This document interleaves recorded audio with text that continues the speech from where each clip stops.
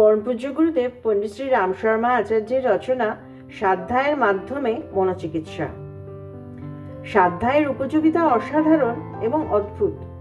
এটি মানসিক আরোগ্য এবং বৈচারিক সম্বর্ধনের জন্য অত্যাবশ্যক, কারণ মন ও বিচার ভাবনা শুদ্ধ এবং পরিষ্কৃত না হলে সুস্থ শরীর এবং শালীন ব্যবহারের কল্পনাও করা যায় না।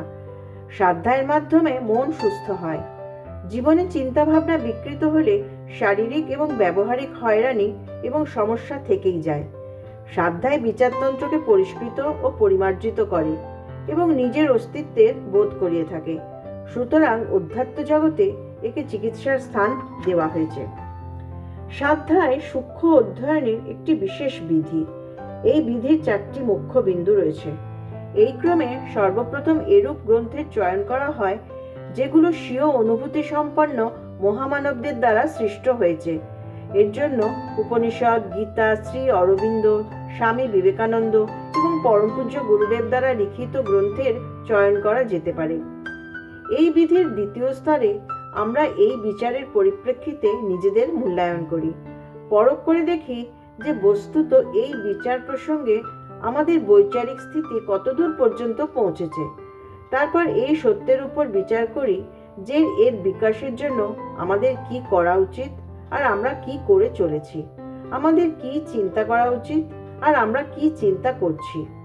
এই চিন্তা ও বিচারের সূক্ষ্ম প্রক্রিয়ার মধ্য দিয়েই আমরা নিজেদের চিন্তনতন্ত্রের বিকৃতি এবং বিকাশ সম্পর্কে বুঝতে পারি, আর এটা বোঝার পর সমাধান খুঁজে পাওয়া যায় এবং সমাধানের নীতিও সঠিক এবং সার্থক হয়।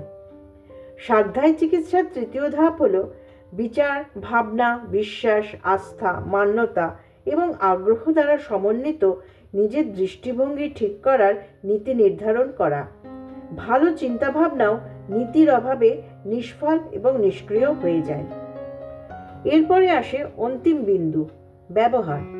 স্বাধ্যায় দ্বারা প্রাপ্ত বিচারকে যদি নিজের আচার আচরণ ও ব্যবহারের মাধ্যমে ফুটিয়ে তোলা না যায়, তাহলে সমস্ত প্রচেষ্টাই একপেশে এবং অপূর্ণ থেকে যাবে। বিচার ভাবনাকে ব্যবহারে প্রকাশ করতে না পারলে কোনো কাজ হয় না।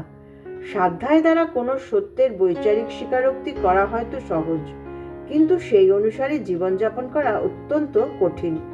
এতে অভ্যাস এবং সংস্কারের অনেক বাধা আসে। তদুপরি অহংকার অসংখ্য অবরোধ সৃষ্টি করে। একে দূর করার একটিই উপায় আছে, আমাদের লড়াকু এবং সাহসিক বৃত্তি। স্বাধ্যায়ই জীবনে এই ধরনের সাহস সৃষ্টি করে। সুতরাং স্বাধ্যায়কে জীবনে প্রথম স্থান দেওয়া উচিত।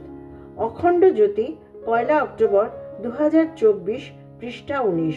রচনাটি ভালো লেগে থাকলে লাইক, শেয়ার এবং সাবস্ক্রাইব করার অনুরোধ রইল।